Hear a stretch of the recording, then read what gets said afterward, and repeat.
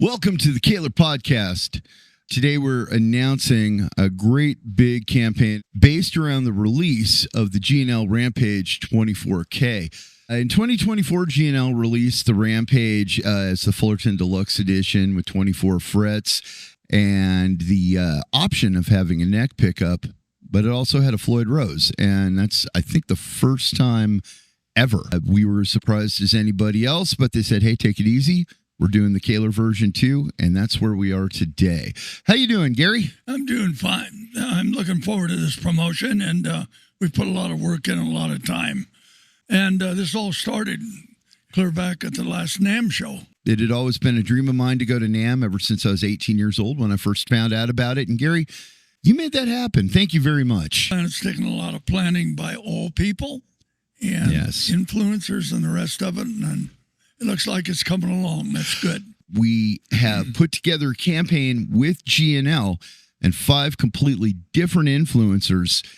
This is going to be really fun because it's going to show just how versatile the Kahler Bridge is. Well, it's going to show how universal G&L can be. Absolutely. The cooperation. Yeah, you know what? Let's take just a split second here to, thank David and John McLaren. To kick off this official Kahler-equipped launch, the G&L Custom Shop has built 5 unique instruments. Each one is spec'd after an influencer, after I interviewed them and asked them what they wanted. And the great thing, too, is that they all wanted something different. And I got to reach out to a bunch of different companies, and they all immediately said, we are in. We're talking Seymour, Duncan, DiMarzio, Freeway Switch, Graphtech, Black Eye, Stewart McDonald, and Sustainiac. That is a lot of versatility. Well, it's a lot of coverage for us, too. Absolutely. And then G&L built the guitar to that spec, and you are putting in the specialty stuff. And I'll tell you, too, these things, they came out so good. Well, they look great. I mean, the paint job's great. I know, right? Now, you got to go set them all up and put in the special stuff. That is my favorite thing to do in the world, though. I'm so happy to be able to do this. And shout out real quick to James Gay, the master builder at G&L. He did just a great job. Well, let's move on to these influencers. I know that that's what everybody wants to talk about. And let's start with Glenn Fricker. Man, what a good friend to the company Glenn Fricker's been. Well, yeah, no doubt about it. I mean, he was at the show with you, and then you met some other influencers through Glenn.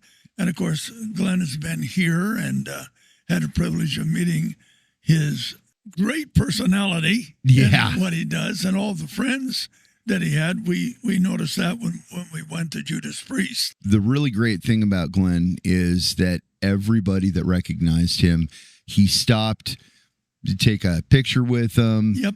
Really, really just treated everybody great. You remember that one of the techs for Judas Priest that's been with him forever gave Glenn a nickname after the show. He said, "Oh, you're the shouty bloke from the internet." When we're at the casino, walking to the deal, I think we made about 40 foot. Took us about an hour because of all the people that were coming up and they recognized Glenn. I think that's great. And when we reached out to him and asked, would you be interested in helping us with an auction guitar for the Glenn Tipton Parkinson's Foundation, he was in. And we asked him, do you want some compensation here? What do we need to do? And he was like, what? No, I want to help my favorite band in the world. That was also Fricker's very first time ever playing a Kahler. Every time that I go to NAMM and I see Floyd Rose, I don't know whether to go up to him and shake his hand or just slap him. Yeah, Floyd is a great trem when it's set up right. And that's the problem, because nothing derails a recording session faster than a badly set up Floyd Rose. I have lost track of how many guitar players bring in a Floyd-equipped guitar that they swear is dialed in only to change string gauge at the very last minute. And the next thing you know, the action's half an inch off the fretboard, the bridge is tilted skyward like it's trying to catch air at the X Games, and we're spending 90 minutes rebalancing the damn trem instead of tracking. And that is why most of my studio guitars have fixed bridges, including this Guitar Fetish Steve Brown special, which normally ships with a Floyd. Floyd. They want to send me one. I'm like, no, thank you. I'll wait for a hardtail. Because believe it or not, I would rather spend my time here in the studio actually recording the guitar instead of setting it up. Now, if we're talking about studio grade whammy bars, honestly, I think the Kahler here is a better design. Because thanks to its cam system, you can beat the hell out of the strings and it still stays in tune.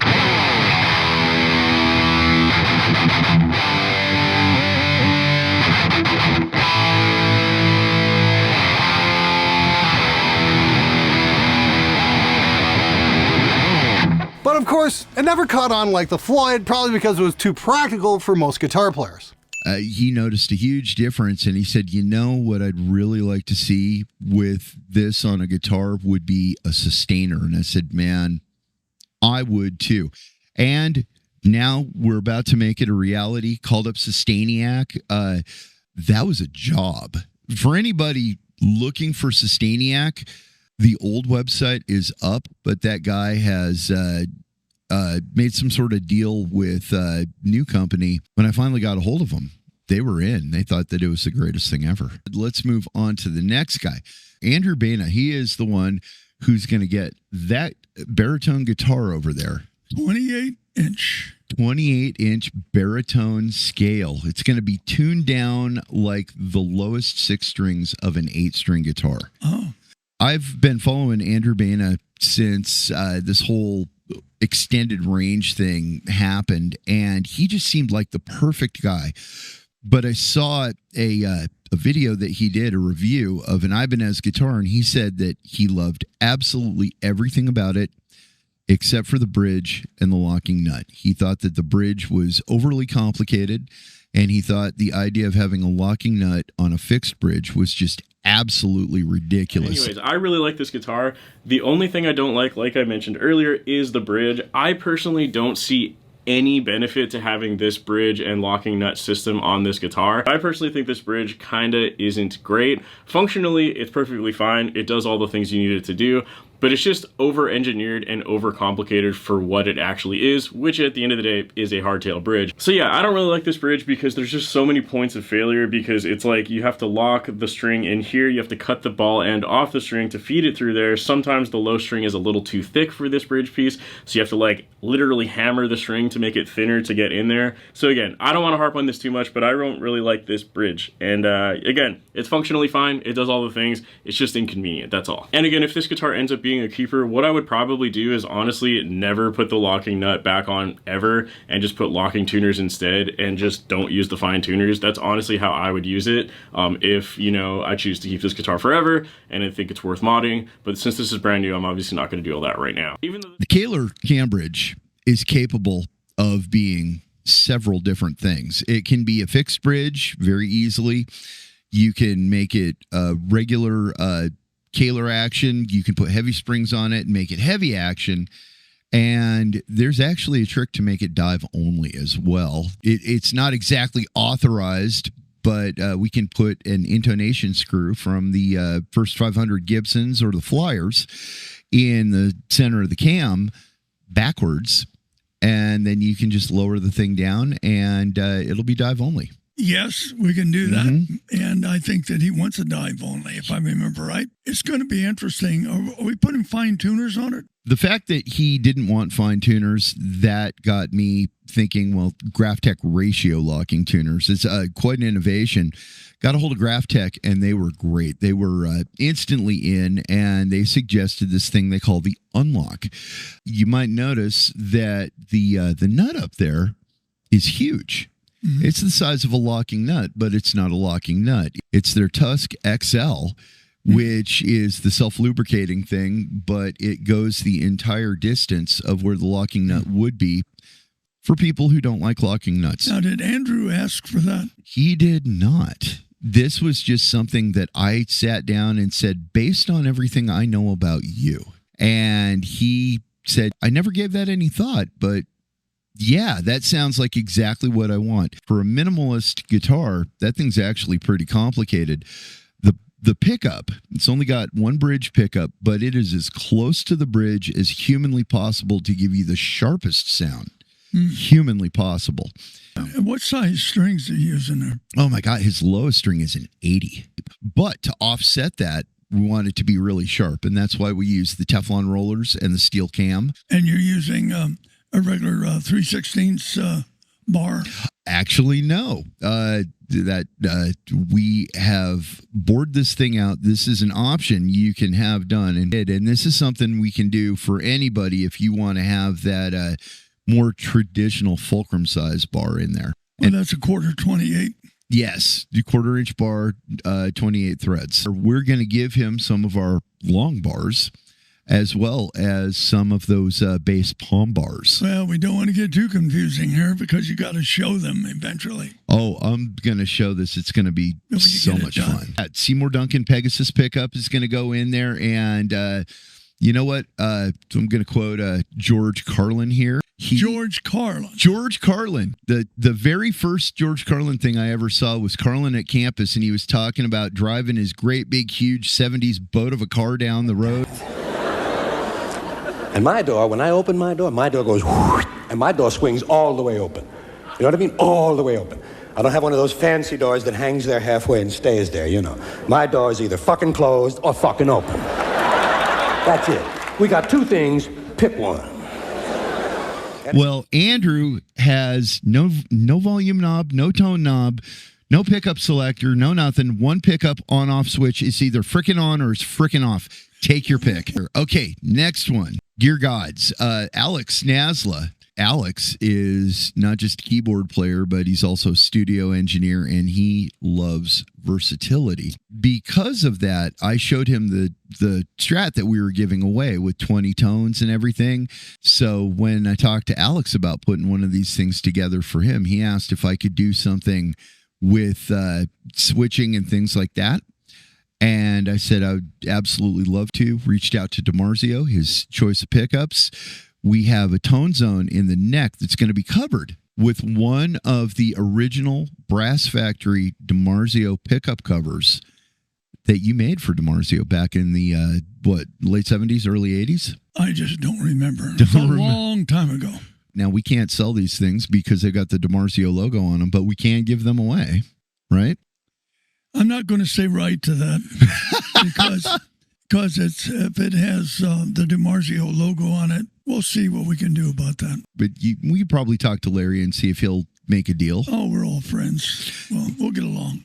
Also reached out to Freeway Switch because they're the ones who make these switches that you can just click up. Think of it as the difference between an automatic and a stick. With the Freeway Switch, the thing will actually click up and down, so you get double the amount of tones. Now, I also threw in some mini toggles. So Alex's guitar is going to be just a absolute Swiss Army knife when it is in the studio. It's going to be completely amazing. I hope everybody understands that technical side that you just explained. If they don't, they can watch me put the thing together and it'll all become clear. I just want to remind you, we're in the bridge business. Yes, you know quite a bit about electronics and all that. Frankly, I know a little bit about what you're talking about. Right. But, hopefully everybody else gets it. The bridge is going to be this black and gold thing right here. Once again, steel cam Teflon rollers, because we want to really help out those upper harmonics. The next influencer we got, Dr. Andre Fludd. He's got a PhD in music, guitar nerd. There's no other way to say it. He's very articulate. He is. And he actually made a video that I saw right after I got here, comparing a bunch of different tremolo systems, and the Kahler Cambridge was in there. And we will consider this the Floyd Rose competitor, the Kahler. And again, we're jumping to the modern day version of the Kahler. It had many iterations throughout the years. Now, this system is pretty much unlike anything else we've seen thus far in the video. The Kahler is a self-contained unit that only requires a small route on the top of the guitar. So in that way, it's a tiny, tiny bit similar to offset style tremolo, but again, everything else is totally different. The saddles have rollers to make sure there's no catches at that contact point, and you install the strings with their ball ends, so you're not cutting anything off. Now, the Kahler also has far more range with the fine tuners than a Floyd Rose, and you can easily switch to a fixed bridge mode with an Allen key right on the top of the bridge. So when you combine those two things, the Kahler is great at going to a fixed bridge mode and changing your tuning without needing to mess with your locking nut and headstock tuners.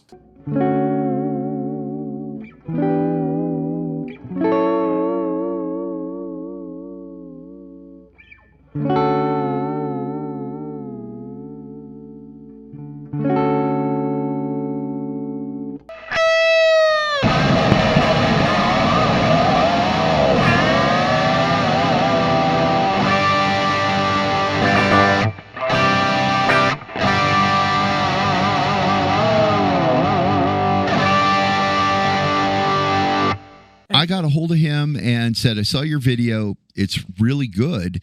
And he said, thank you very much. I understand you're reissuing the Steelers. And I said, we sure are. And he said, I would like to review a guitar with the auto latch. And I said, that sounds great. We tried to work something out. So we decided to put that one on the shelf and just see if anything would come up. It wasn't until we were walking into G&L to have the meeting with David that all of a sudden I thought we could do a Steeler for Andre Fludd. So I very, very quickly pulled out my laptop and added him to the proposal for G&L. And then I called him up after David said yes. I called him up and said, how would you feel about a Steeler on a G&L guitar? And he said, that sounds great. And I was relieved because I did it without asking anybody. This is the perfect time to actually emphasize that Dr. Fludd's guitar and the guitar for Alex, Trey Xavier, Gear Gods, they are the most similar, yet they're still very different because they're going to have mini toggles for each pickup. But on the one for Alex, it's going to be series parallel single coil. And on the one for Dr. Andre Fludd, because it's going to be Seymour Duncan P rails, which are very, very groundbreaking pickups. It's a humbucker that one coil is P90 style, the other is a rail style, so you can get a very Strat sound. You can get a old Gibson Les Paul Jr. sound. You can get that big humbucker sound. Once again, Freeway 6-way switch. On Alex's, it's going to be a blade switch. On Andre's, it's a toggle like on a Les Paul, but they both do the same thing. And Andre's going to have independent volume and tone controls for each pickup, but they're going to be decoupled so they don't work in tandem with each other. Well, I sure as hell hope that people understand what you're saying. Because I didn't get about half of what you're talking about. Technical is important because this is what this particular individual influencer wanted. And we said, okay, we're going to build it for you. The cool thing about this one, it's the only one that gets one of our fulcrums, and it's going to get a Steeler Professional with a prototype piece on it. Prototype to a redesign of the auto latch. Now, what's wrong with the old auto latch? Absolutely nothing. So why would we make a new one? Because we just can't leave well enough alone. Well, that's been under development for more than 20 years. And as we go forward, we think of new ideas to improve it. And the price point, we're trying to keep it down where it's reasonable. But this is almost a prototype, an advanced prototype that he's going to have. He's going to get something that you and I have been working on since before I even came to work here with you.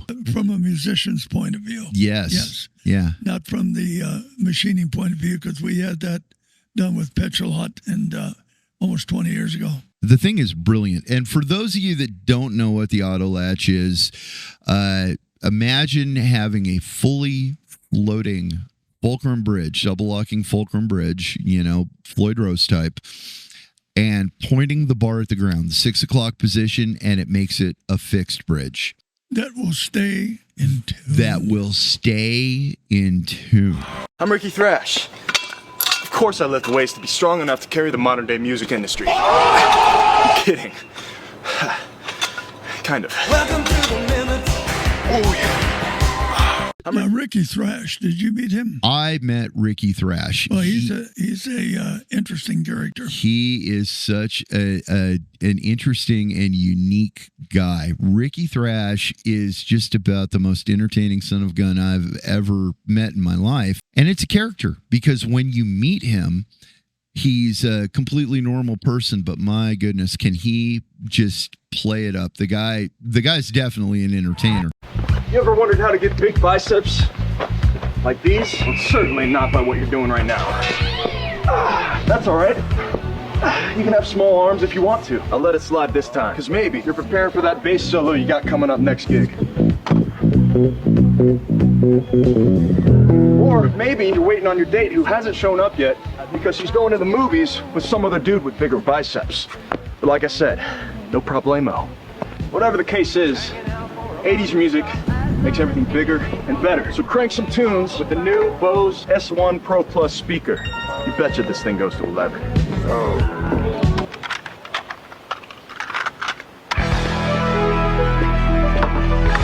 Yeah. Anyways, I'm late to the movies. See ya.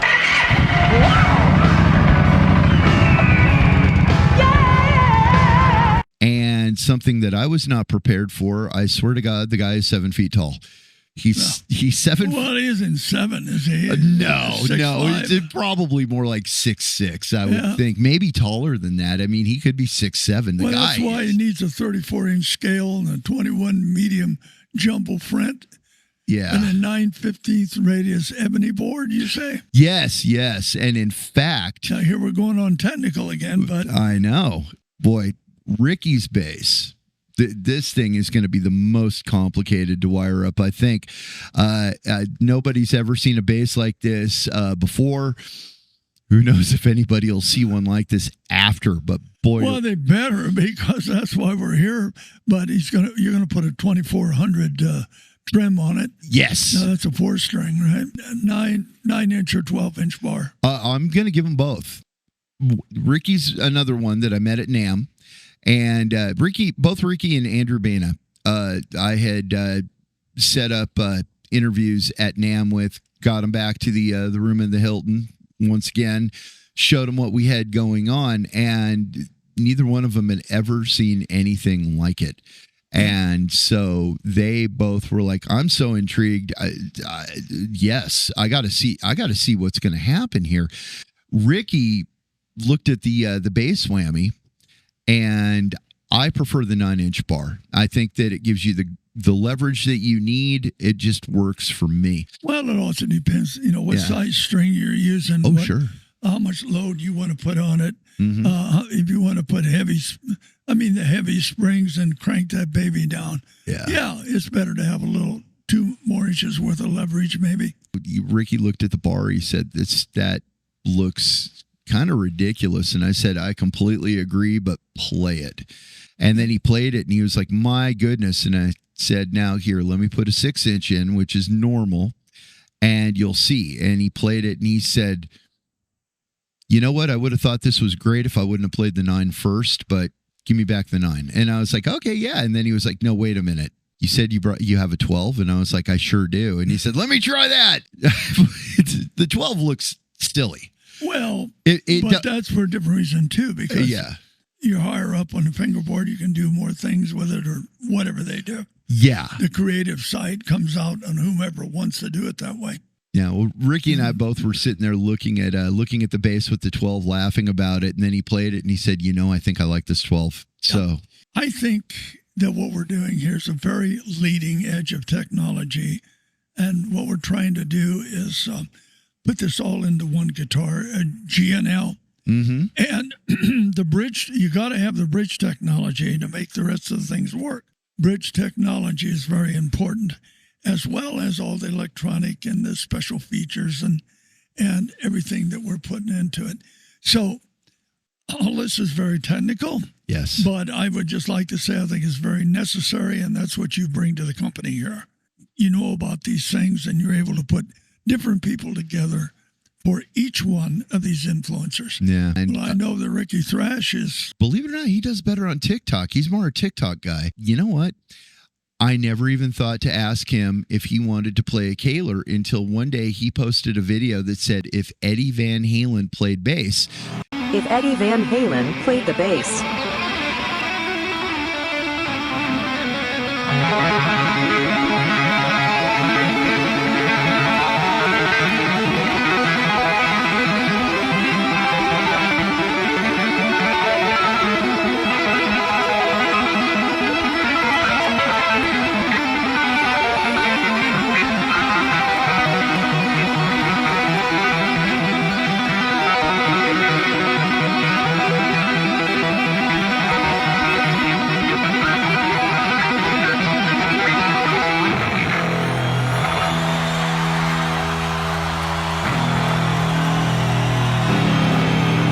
So I sent him a direct message and I said, why is it that you're not playing one of our whammy bars?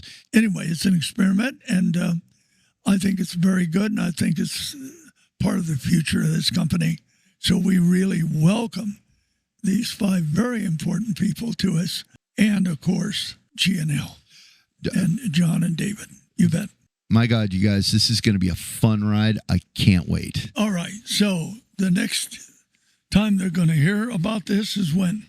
Next week. Okay. We'll have Andrew's guitar done. We're going to do these in order of how they signed their agreement. Well, we really appreciate the cooperation from Influencers and G&L. So we're all really happy about moving this forward. It's something no one else has done. Well, I think that that's more than enough. So until next week, I've been Eddie Kernan.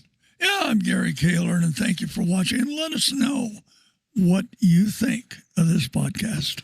See you next week.